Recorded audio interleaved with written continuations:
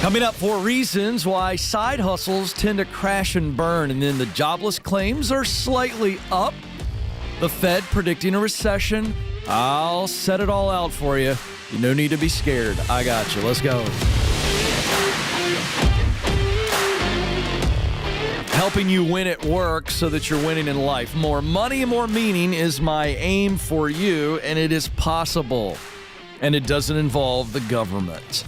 All right, let's talk about 4 reasons why side hustles crash and burn. Now, this is, I'm going to be doing a lot of content on this on the show, and the reason is because I was really pleasantly surprised and challenged when I saw some data recently that said 70% of Americans desire to work for themselves. 70% of Americans want to be self-employed, but only 7% are. And so when I saw that data, I was challenged. I was challenged to say, I want to step in that gap. I want to help those 70% step out and do it. And so the content today, I lead off with today, is a desire to do that. And I think what we need to look at first, before we talk about ideating and coming up with the idea, we need to understand the challenges that we're going to face. Because there's a reasons why, there are many reasons why 70% want to and only 70% do. And can I just tell you that the 7% that are doing it are the ones that have made it this far. A lot have tried, but they've fallen off because it's a contact sport working for yourself. I mean, it sounds great. By the way, I've done it. So I'm going to speak from experience today. I did it for 6 years, ran my own company. I did well. But it's not all it's cracked up to be. It sounds great.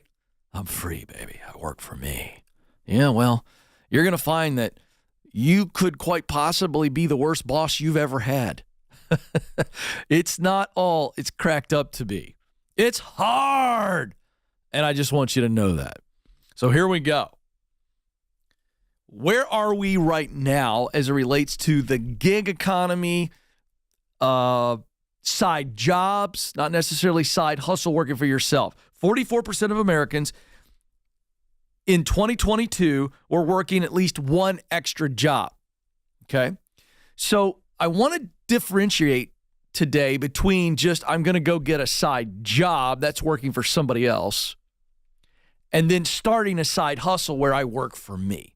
That's the difference. We're going to focus on the side hustle, working for myself. That's what we're going to look at because they have a high rate of failure.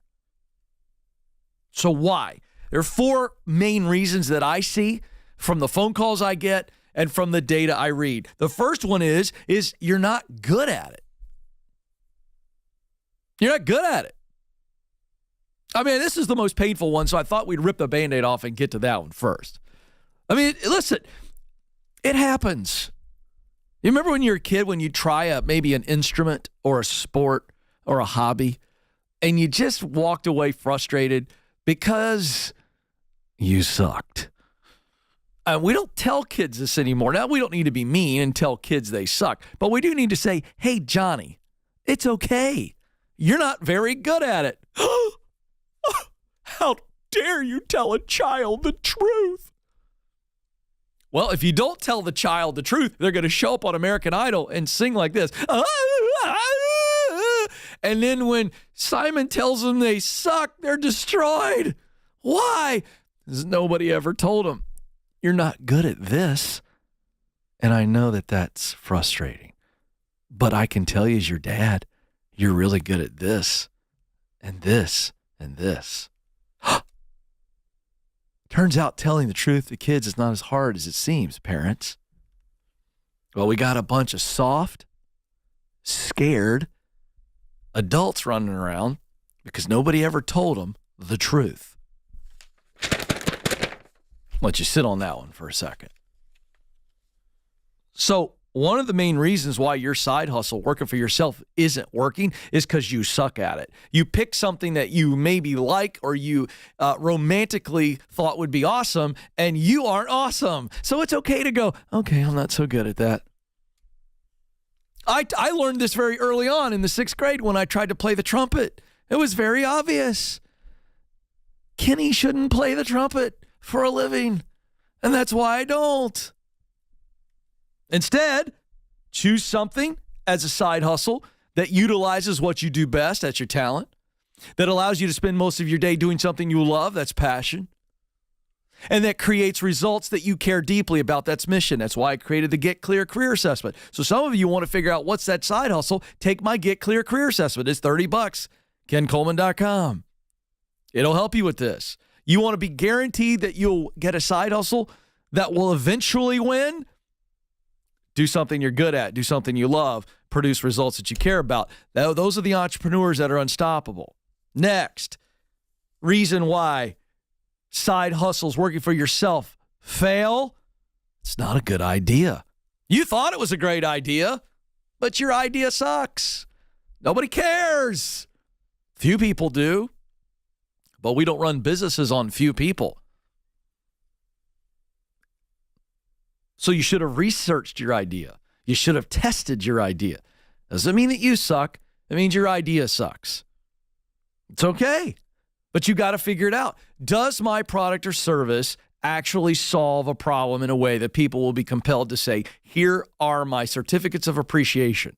In other words, dollars. Number 3 reason why side hustles working for yourself tend to fail. You quit too soon. You just got frustrated. You got antsy. We live in a world where we want immediate results. I got news for you. If you want immediate results, don't become an entrepreneur. I'm just going to tell you. You know? If I had a young person come up to me, if I went to a business school today and I was teaching and I had a student come up to me at 20 years of age and said, Ken, should I be an entrepreneur? Should I work for myself or work for somebody else? The first thing I would say to them is, do you have grit? They'd probably look at me like, I think I know what that word is, but I don't know. Because if you got grit, then if you come up with a good idea and you've got the talent to pull it off, then I'd say do it. 4th reason, well, let me close this one up. Some of you are quitting too soon and you just need to hang on and stay with it. You got to give it a chance. Don't expect your side hustle to blow up in the first year, second year, quite frankly, third year. Just do we make gradual progress? Some of you are quitting too soon. The 4th reason why the side hustle work for yourself doesn't work is you don't have the margin. You've actually got the talent. Let's go back to number 1 reason. You've got the talent. Go back to number 2. It's a good idea. And number 3, you're not quitting too soon. It's just you don't have the margin. It's not the right time in your life. You got the talent, you got the idea, you got the stick-to-itiveness, but you simply don't have the margin. So evaluate your schedule, your season of life. Can you put into this what it needs? If you can't, it doesn't mean you won't eventually get to do it. It just means now is not the right time. So side hustles, working for yourself, can absolutely be a blessing, but they can be a curse if one of these 4 things or multiple of these reasons, you're not good at it, it's not a good idea, you quit too soon, or you don't have the margin. And listen, and that can discourage you from ever wanting to work for yourself, and I don't want that. So use these reasons. Be aware of them. They're pitfalls, but you can do this. Coming up, what the Fed's doing and what it means to you.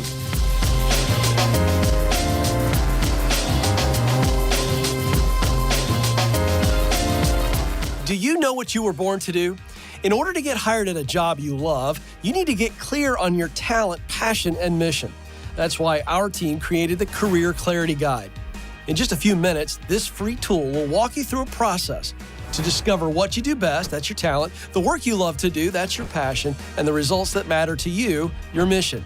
Then you'll feel more confident throughout the job search process. To get started, go to kencoleman.com/clarity.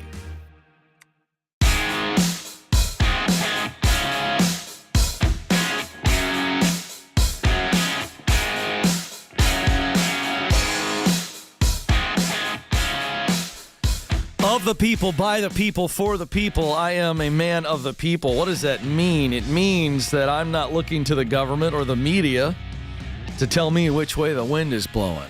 I'm your common sense coach sitting right here, Main Street, baby. I'm paying attention. And I'm paying attention for you so that you aren't subject to social media, and the government, your mom and dad, the guys at the golf course, and everybody is going to tell you what they think about your life. I want to give you the filter and the mindset to be able to decide what it is that you are created to do, and you go do it, and you live your life, and you live free. Life, liberty, and the pursuit of happiness is not just an eloquent phrase that Thomas Jefferson wrote. It's the spirit of a human, and I'm trying to revive that spirit. I'm tired of people living their life like zombies. If you like that, come on. And more and more of you are liking it, and I need your help to spread the word. There's not many shows like this out there, if any at all, that say that work isn't a four-letter word, that hard work is good, contribution is what you were created to do, and you can actually do it. And we don't make excuses, and I step on some toes, but all to provoke you to think, to feel, and to live. So if you're enjoying the show on podcast, would you follow us and give us a 5-star review? If you're watching via YouTube, would you subscribe and share? That would be great. And I'm bringing this to the people. For years and years and years, I've written 2 best-selling books. I've got an assessment that's going crazy, the Get Clear assessment that allows someone to get a clear awareness of what they do best, what they love to do, and results that matter to them. And now we're bringing it to you parents. Some of you parents are frustrated that you got to send your kids to a public school where all they do is teach the kids how to answer a question on a standardized test. Blah. That's not what you want. You want your kids to go on and be great citizens and do what they were created to do, but you don't know how to do it. And the school system isn't helping. Well, I'm here. Foundations in Career Discovery is now a course where I teach your student in a home study environment where you parents can learn with them. I actually have a parent section to teach you how to communicate with your kids. And in their teens, they can see clues as to their future and not have to decide to go to a college, get a major, without knowing who they really are. Society's asking these kids to pick their future before their brain's even close to being finished developed. And the school system isn't teaching them about their uniqueness. I am. It's called Foundations in Career Discovery. It's only $50, $49.99 for one student for 1 year. Additional students, for those of you that have multiple kids, can be added for $30 each per year. Each purchase includes a free teacher account. That's for you parents or you teachers that want to buck the system. It includes student progress tracking and a grade book, teacher resources. Each student will get a free access to my Get Clear assessment, which we changed and adapted for students. That comes with the course. Parents can purchase up to 10 students per account. So go check that out, RamseySolutions.com, Foundations in Career Discovery. All right. Let's give you a snapshot of what's going on in the world of work. Jobless claims rise, but still remain at historically low levels. I tell you this stuff because you're going to see headlines in the news and all over the place that are clickbait, and they start to freak you out. You need perspective. I'm your guy. Here we go. U.S. jobless benefits rose to their highest level in more than a year, but remain at relatively low levels. Are you kidding me? Unemployment rate is at 3.5%. But if you see the headlines, unemployment rates rise. Okay, they went from 3.4 to 3.5. Job market is softening. There's no question about that. But our feckless Fed chair, Jerome Powell, in his moronic, boneheaded behavior, is trying to drive unemployment up because he flooded the economy with so much liquid cash and drove up inflation. Yes, I said it. I don't care that he's head of the Fed chair. He's a bonehead, and he's trying to fix a flood by sticking his finger in the hole in the wall.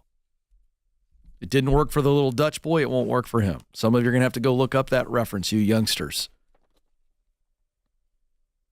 But, again, the Fed is trying to drive up rates. They are driving up rates. They're trying to drive up the cost of borrowing. They're trying to get companies to lay off people, and it's happening. However, the economy added 236,000 jobs in March. And unemployment, again, bumped up from 3.4 to 3.5%. Now, this is a good sign for inflation, what I'm about to tell you. Because as I've said on the show before, let me just give you this real quick and set this tone here, okay? The number one driver of the stubborn inflation is wage pressures. What that simply means is when salaries are higher and hourly wages are higher, these companies don't just take one for the team. They pass the cost on to you. You're seeing it in your grocery bill. You're seeing it at restaurants and all kinds of things. Restaurants have to pay people more, so now you're noticing these little sneaky fees they're putting on your restaurant bill. Let me tell you something, folks. I call the manager over and go, hey, Sparky, what's this fee? You didn't tell me about this when I came in tonight. It's happening. So these companies, when you get paid more, we all go, oh, I'm making more money. Woo! And then you realize your grocery bill is more. So, all these snowflakes who don't understand capitalism go, we should get more money. You should pay me way more per hour. And then they go, everything is so expensive. I know, because you don't understand economics. Because your teacher tried to teach you, and then the school board probably pulled it out because it was just too heavy. Well, I'm fired up today, boy. Boy, oh boy. All right, anyway, average hourly wages were only up 4.2% in March, and they were up 4.6% in February. So what we're seeing is year over year, you're starting to see the rate drop a little bit. So we are seeing hourly wages drop. But again, the same people that are griping about expenses are going to go, that's unfair. More on this in a second. Well, let's give it to you now. So what do we do? What do you, the people, do? Because now the Fed staff is saying, their economists are saying, we think we're headed into a mild recession in the third or fourth quarter. Now, some of you don't get all excited and start applauding because I don't think the Fed knows what they're doing. Okay? So I don't know if it's going to be a mild recession. I was on radio today in Kansas City where I'll be Thursday night for my breakthrough event. And the guy on the air said, look, Ken, what do you see? I go, I don't know, because we see these crazy indicators. Interest rates are up, expenses are up, but so are salary and wages. Unemployment's low. We got a weird economy right now, really weird. Well, it's not bad, but a mild recession shouldn't affect you. A major recession shouldn't affect you if you do three things. So I want to give those of you that are new, you're watching this show and you go, okay, what do we do, Ken? Oh, there's three things. So if I want to be recession proof, here's what I'm doing right now. I'm going to immediately cut my costs. I'm going to cut. I'm going to cut my household costs. That's what a good business will do. By the way, that's why Microsoft, Google, and Facebook and Salesforce have laid off all these people. That's why they did it. They're like, there could be a recession. We're going to cut the fat. Sorry, I'm not calling anybody laid off fat. You get my point. It's metaphorical, not an insult. But the second thing we got to do is we got to eliminate debt. Personally, let's eliminate debt. If I'm cutting my costs, eliminating debt and the cost with that. And then the third thing is I'm boosting my savings. I become recession proof. I tell you what, I never see at Ramsey Solutions when I co-host the Ramsey Show. I never see debt-free screamers right before they do their scream going, inflation's really got me down. They don't say it. Now, I didn't say inflation is happy for people like me and them. Like we're like, hey, woohoo! But the point is we're not depressed. We're not walking around freaking out, man, because we've got margin. And that's the point. Now, coming up, very interesting story about a millennial who represents so many millennials and their lack of hope for their professional and financial future.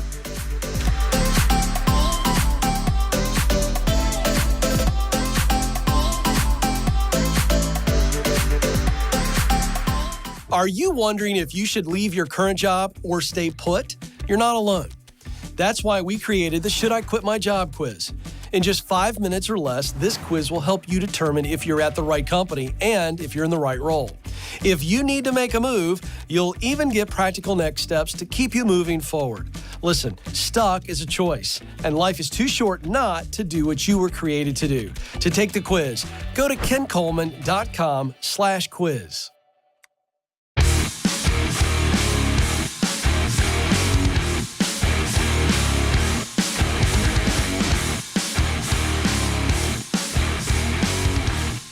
right, so what do you do when you stepped into a job, and when you stepped into it, you thought that it had some great opportunities long term? You enjoyed it. You thought, okay, I see a ladder. And then over time, you realize I've already gotten to the top step of the ladder. And instead of it being a 12-foot or 15-foot or 20-foot ladder, it's one of those three-foot jobs, that you use in the pantry. Like, man, this is a 12-foot ladder. And then you're like, oh, it's 3 feet. A lot of you listening and watching right now, this is you. And I'm having fun with the 3-foot ladder, but this is no laughing matter. Because here's what's happened. You've become discouraged. And then discouragement leads to true depression, maybe on a emotional level, but certainly a professional level, which, by the way, would lead to an emotional depression. You take a person and you show them no opportunity for growth. I can tell you that in the not too distant future, they're truly depressed. That's why I get so fired up when I see the way we talk about work. Like we're just supposed to grin and bear it. You know that old phrase? It's an old phrase for some of you young people watching and listen. Just grin and bear it, my grandmother used to say, which otherwise was like, just get through it, right? But imagine doing that every day. Imagine walking in and putting on a fake grin. That's emotional calories. And then the rest of your day, you're just like this. Oh, I'm grinning and I'm gripping and I'm just trying to get through it. I mean, just for a moment, I want us all to take ourselves back to a moment maybe in your not too recent past or a long time ago. Maybe as a kid, one of the most gut-wrenching moments of your life. Maybe you were riding a roller coaster that you're absolutely terrified. Your mom and dad guilted you into it or made you do it, or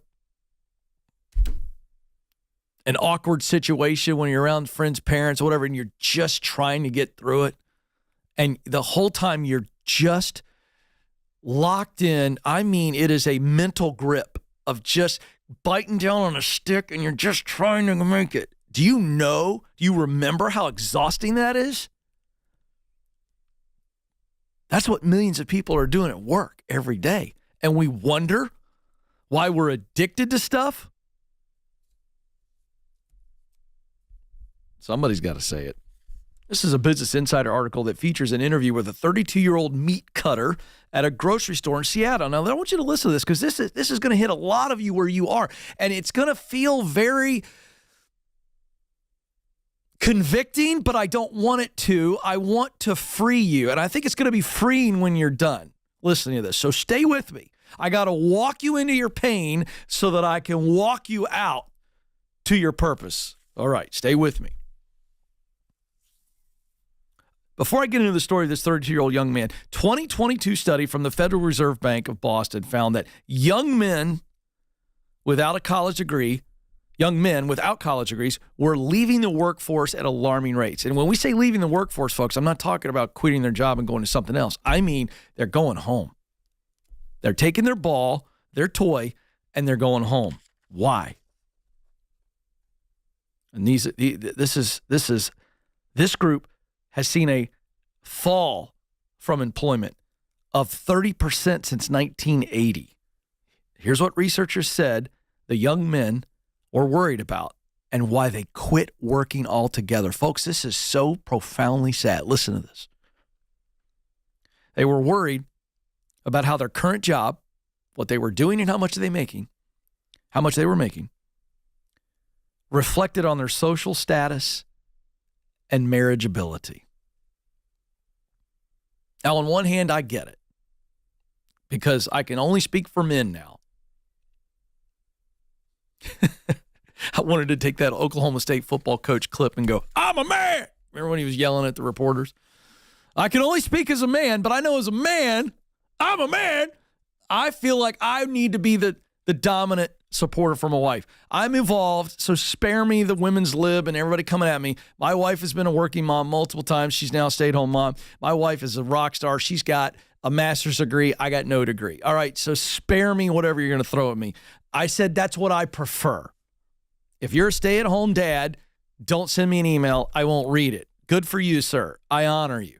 All right, so I'm not anti women being the dominant earner. I don't care about that. I'm not a caveman. Look at me. Look at me, for heaven's sakes. Look at this outfit. Do I look like a caveman to you? All right, thank you very much. But what's going on is these young men feel like they are less than, like they can't provide. And I get it. But they're taking their ball and going home because they have no grit. I get why they're disappointed, but I don't get why they're going home altogether. Well, actually, I do. The reason they're going home altogether is because they're the kids. These young men got trophies for putting on the soccer jersey, not for winning the game in the league. These are the young men who grew up with bike helmets and elbow pads. So they never had to do anything good to get rewarded, and they never had to learn how to recover from a bike wreck so bad that half your leg stuck to the sheets at night. Listen, am I calling it out or what? That's what's going on. I'm just telling you, my generation, when you wrecked your bike, you paid for it. Well, I just think that your generation wasn't evolved. You could have got a concussion.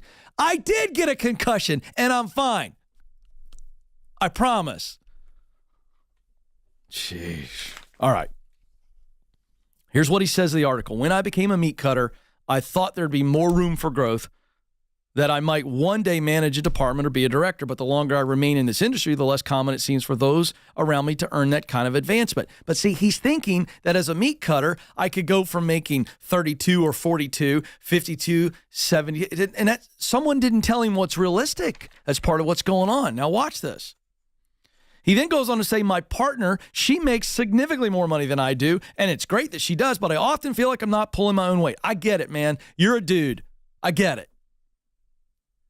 I take home $3,200 a month. If there was a time when I could be doing this job and raise a family off of it, that time ended long, long ago. And I'm saying, my friend, there wasn't a time where that was going to be a long-term provision. But that's what everybody thinks. I go get a job, and then it's my boss's job or the government's job to pay me what I need. That's not capitalism. That's not normal.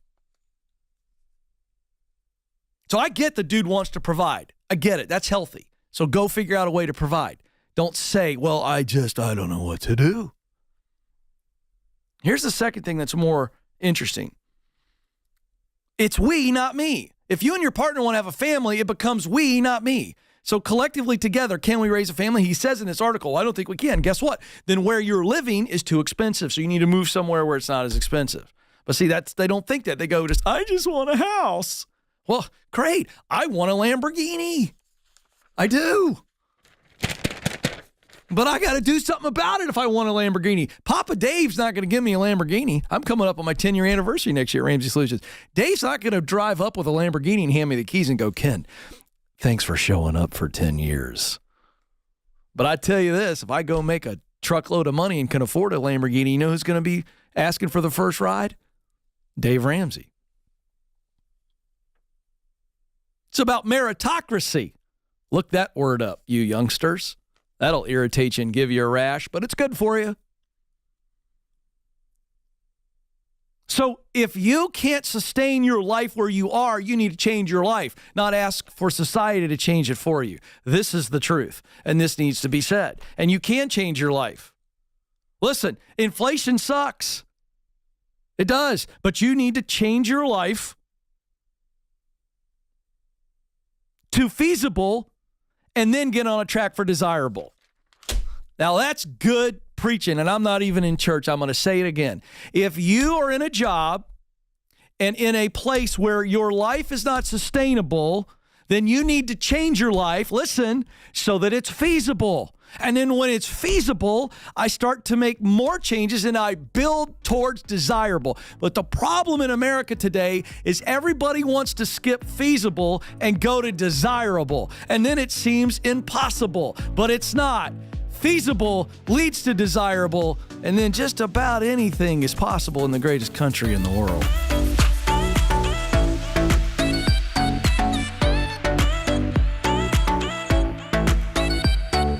Did you know that recruiters take an average of 6 seconds to scan a resume? And that's if they ever see it in the first place. In fact, 75% of resumes are rejected before reaching a hiring manager. Listen, folks, if you want to get hired, you've got to make your resume worth noticing. That's why we created How to Write the Perfect Resume.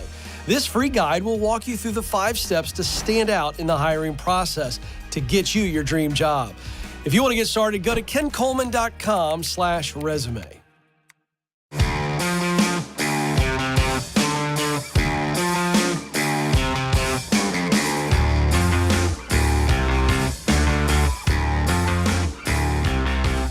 All right, time to coach some people up. I have always said on this show that I'm equal parts counselor, coach, and cheerleader on every call. If you ever want to jump in on a call, I'm here for you. It's free, so don't gripe about the advice. 844-747-2577. Let's go to Minneapolis, Minnesota. Katie's there. Katie, you're on the Ken Coleman Show. Hi there. How's it going?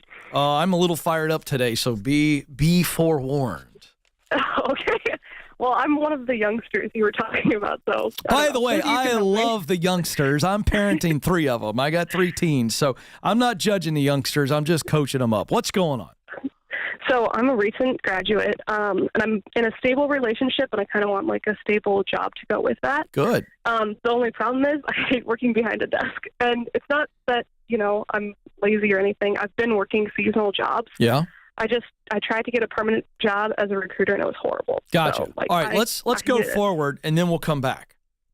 Let's go forward. So anytime I hear somebody say, I hate working behind a desk, I immediately realize that you are a mover. And what I mean by a mover is you like a lot of flexibility, probably a decent amount of creativity, but you don't like just being in this is the box and these are the confines and you're good as long as you stay within the box. Am I describing you correctly? If I'm not, that's okay, but that's what I'm hearing. No, that's perfect. That's exactly right. All right. I also know that at some point in your life before the freaking culture institution got to you that told you, color between the lines and also match up blue to number 1 and green to number 2. You were a creative soul who desired to live life the way you wanted to, Katie. Is that also true? That's exactly right. Yep. So, Katie, what would you like to do if nobody was judging you and I could just give you a shot at it tomorrow? Just tell us what's on your heart. I don't care how it sounds. Say it. Go. I love teaching. I've been working seasonal jobs, and right now I'm a historical reenactor. And I love teaching, like, all the little kids. They come to the historic site, and they're so excited to learn, and I'm so excited to teach. So what is keeping you from teaching? I'm worried that if I go into, like, the public school system, then I'll feel, like, bored being behind a desk and teaching the same thing. Oh, you will. You will. I've talked to so many great teachers, and I love teachers, but I've talked to so many privately as we developed this curriculum that I talked about earlier on the program, the Foundations in Career Discovery. I talked to the teachers, and they told me, the system is sucking the life out of these men and women who love teaching, but they're not able to teach. So I'm glad you're seeing this ahead of time. Well, we live in a very different world than 30 years ago. If I were to take this call 30 years ago, you wouldn't have as many opportunities. So if you want to teach young people, specifically kids, about something that you're excited about, and that's what you want, where can you do that? Because teaching doesn't need to be, we don't need to say teaching and think of it in this public school 8-hour day in the classroom and then another 5 or 6 hours. I hear you. I see you, teachers. You don't have to think about it that way. So where are all the ways that you could interact with little humans and teach them something that you love to talk about? Where could you do that? Tell me. Well, the historic site I'm at now is really nice. They're run through a company that's like a wider parks district, and they have lots of different like outdoor education and, historic education. But the problem is that they're really limited on like permanent positions. So I'm trying to pursue those. That's okay. But we keep looking. We keep looking. And let me tell you what I want you to do. I want you to take as many of those as you can. And if we can stack several of those, whether they be seasonal or not, and we just get our feet wet and we begin to get paid doing this thing we want to do. And here's what that's going to do. It's not long term, but it is going to just absolutely fill your heart, which gives you that juice I talk about to keep you going and keep you looking. As opposed to if you keep looking for the perfect scenario, it's going to be harder to find and there's a greater chance for you to get distracted and discouraged. Do you understand what I'm saying? Yeah. All right, so I gotcha. So here's the deal, though. What are the online communities? What are the in-person communities where I can teach young people in a non-traditional education environment? And see, do you want to instruct them on history? Is that your jam? I love the site I'm at. It's like history and outdoor education. So it's like the history of maple syrup being is like one of the programs that we do. So But see, I love the don't limit combo. yourself. Don't limit yourself. You know, what are some outdoor adventure companies that are private and they're killing it and they're open all year round, and parents, it's in tourist sites? I don't know. I mean, you're in Minneapolis. I imagine your summertime is pretty awesome. Boy, I tell you what, I'd leave in the winter, though. Yikes. I love the winter programs. Well, too, then so. fantastic. then here's my point. Here's what your homework assignment is. Do research to find all of the full-time jobs in your area and across the nation that are non-traditional educational roles, teaching young people about something you're interested in. I'm telling you, Katie, they're out there. Be patient. Be aggressive.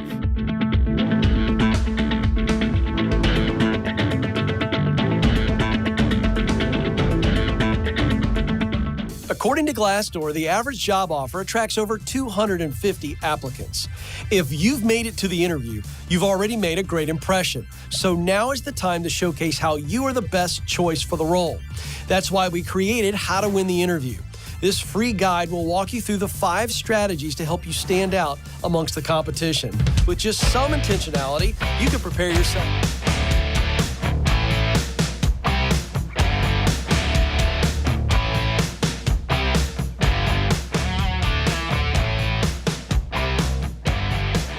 Welcome back to the Ken Coleman Show. Thrilled you're here. 844-747-2577 is the phone number to jump in. Let's go to Angela in Santa Rosa, California. Angela, you are on the Ken Coleman Show. What's up? Hey, Ken. Thank you so much for taking my call. I love your show. Oh, thank you so much. What's going on? So I've had over 50 jobs. I started working when I was 16. Whoa, wait a second. Wait. This is fabulous. I was taught not to ask a lady her age. But I feel like when someone starts off saying, I've had over 50 jobs, I'd love to know how old you are. I'm 41. Okay, you started at 16, and now you're 41, and you've had 50 jobs. That's a lot. At least. It is. At least. I've done everything from restaurant work, animal health care, administrative work, bookkeeping. And so where I'm at now, my passion has always been entertainment. I was actually making money at that at one time. What kind of entertainment? I was doing modeling and acting. And how long did you do that for? I've been doing it since I was 4. I'm still doing it on the side, but off and on since I was 4. For about 10 years when I lived in LA, I was working part-time as a waitress and making a lot of money doing entertainment. I was shooting maybe twice a week. I ended up on a television show. Whoa, hold on a second. Can you tell me what show? It was called America's Most Smartest Model. It was a reality show. It paid me about $5,000. And so you were a runway and print model? Yeah, not so much runway. I did a little bit of runway. I did some fashion. But you were on a stuff, show but called mostly America's Smartest Model? Mm-hmm, yes. Wow. Good for you. Did you win? Thank you. I was the 3rd finalist, so Okay. I made it to the top 3. So you told me over 50 jobs at least. You told me the range. Mm-hmm. So we went from restaurant to pet Animal care. health care. I was a vet technician. I mean, yeah. you've done so many things, but you said your passion was entertainment. I start digging into that, and then you tell me you were making good money. You were waitressing just to kind of make sure you had a baseline, but you were doing well. You even made it on a reality show. What made you walk away from it? I moved away from the area, and then also it's a very expensive industry to keep up. You have to get pictures on a regular basis. You have to keep your wardrobe up and makeup and that kind of stuff. And so Were I you wasn't sad when you left? Yes, very much so. I'm trying to get back into it, but to be taken seriously, you need to be able to invest in it, and I don't have the money to invest I need to. How much do you have to invest in this? Well, the pictures that I was looking into are probably going to cost about $600 or $700. An acting class costs anywhere from a few hundred to $1,000. Wait a second. That's $2,000 max. You're telling me in today's economy you can't come up with $2,000? Well, it's not so much that I can't come up with the money; it's coming up with the extra money on top of having to pay my bills. No, but I get that. But I'm saying $2,000. above and beyond your bills. You may not be able to come up with it in 1 month if your bills are really, really high and you got a lot of debt, but we can get you to a place at 41 where you can live a lifestyle that will allow you to give it one more run and go for it. Okay. Or to give it a run somewhere else. It may not be LA, but it may be in another right city. Now I live near San Francisco, and there's an entertainment market in San Francisco. I know. I'm not limiting you is my point. My point is like I could make a case for you to move to Atlanta, Georgia, where the cost of living is extremely lower and the film industry is going bananas in Atlanta. I'm not trying to. What my point is that you called me and you're like, I've had over 50 jobs, and you felt like someone who's just really frustrated. Ken, tell me what I'm supposed to do. And you ended up telling me what you want to do, which is entertainment. Right. So here's the point. I actually lived in Georgia for about 3 years. I wasn't able to break into the entertainment industry there. I don't know if it was the money or what. Here's what I'm hearing. You made it. You made it on some level. Yes or no? Mm-hmm. Yes. And you walked away. And the reason you walked away was not a loss of passion, not because you didn't have talent, not because you didn't have the looks. You walked away because it was hard. And now, ever since then, you've been searching and searching and searching and searching. And I would tell you that you need to get back to working in entertainment. Is it full-time model at 41? I don't know. Does it have to be? No. Is it full-time acting at 41? I don't know. Does it have to be? No. But you've got experience. You have talent. And if you were working a great restaurant job that was really, really nice and it was not an unhealthy environment, and you got back into it, whether it's Atlanta, San Francisco, New York, Dallas, I don't care, and you were acting or modeling, even at 41, different types of modeling becomes available. I mean, you walked away from the thing that you love to do because it was hard. And you've been searching and wandering ever since. That's my take. Yeah, that's pretty accurate. Okay, then. I've had people tell me I'm too old to do the modeling. That's total garbage. It's total garbage. It's total garbage. You're 41. You are almost 10 years. You're almost a decade younger than me. And I see models, guys that are older than me. I see women on these catalogs that my mother-in-law has at her house. I was there the other day. I saw one. There was a lady with gray hair. Beautiful woman. Mm-hmm. Had to be in her late 50s, early 60s. You're coming up with all these reasons as to why you can't do it. I got to tell you something. I actually went on a rant earlier in the show, and I think what I said for everybody is also for you. You walked away from entertainment because you didn't think it was feasible, and it was feasible. You needed to change your lifestyle some more. You have to adjust so that you can do the hard things and stay with it. And when you do that, you give yourself a better chance to build, and it might be slow, but you build. And let me just tell you this. When I started broadcasting, I was doing high school football play-by-play on the internet for free. I had 3 babies at home. I didn't even get paid for that. I drove 90 minutes to somewhere, nowhere, Georgia, and did football on Friday nights on the internet. Do you know how many people were listening to that? 2. The kid next to me and my wife, because she's a good woman and wanted to be able to say something good to me when I got home. That's where I started. Then I started doing Saturday radio that I had to pay $250 an hour to do. I stayed with it. You didn't. I'm not judging you. I'm just telling you, you've got it. At one point in your life, you were making good money in LA, the hardest place in the world to make it. True or false? True. I had an agent that had my day rate at $2,500 a day. Girlfriend, $2,500 a day to have somebody take a picture of you? I tell you, that ain't ever going to happen to me. Nobody's ever going to pay me $2,500 to stand still and smile. You got what it takes. You got yourself on a reality show. How old were you when you did all this? I was 25 when I did the reality show. You're 25. You're 41 now. You're not old. You're seasoned. Okay. You asked me if I want a 25-year-old bottle of wine or a 41-year-old bottle of wine. Guess what I'm choosing? 41. It tastes better. Everything's better when it's older. That's what I think. Of course, I'm middle-aged, so I'm, biased.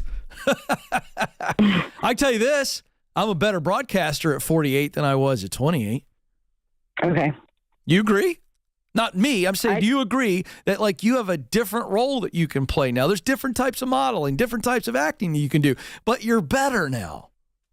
Yeah, I mean, I think so. And listen, you're also experienced, and that's the real point I'm making. You did it once, you can do it again. True or false? I think so. So here's what you have to do. You got to take on this new effort, whether it's back in LA or we stay in San Francisco or you move to Atlanta. No more excuses. We make our life feasible and we build towards the desirable. Okay. But when we try to go to desirable from 0 to 50 and we skip all the gears, it's not going to work. We've got to build up. You've done it once, you can do it again. So maybe you take 2 years and get your financial house in order. You get your life at a place where you go, okay, I can do this, and now it's time to move back. This time I'm going to get a roommate. This time I'm going to save more. Listen, I think you could actually tell me what it would take to win. I think you could tell me. So I'm not going to make you tell me, but I'm just going to say write it down today before you go to bed tonight. And I mean this. I want you to write it down. What must be true for me to get back into the entertainment business and do it and also sustain my life and actually give my shot? And maybe at 51, I'm as happy as I've ever been in my life. What must be true? Do that. Thanks for the call, Angela. This is the Ken Coleman Show. Press on. Thanks for listening to the Ken Coleman Show. For more, you can find the show on demand wherever you listen to podcasts and watch the show on YouTube. You can also find Ken across all social media by following @Ken Coleman.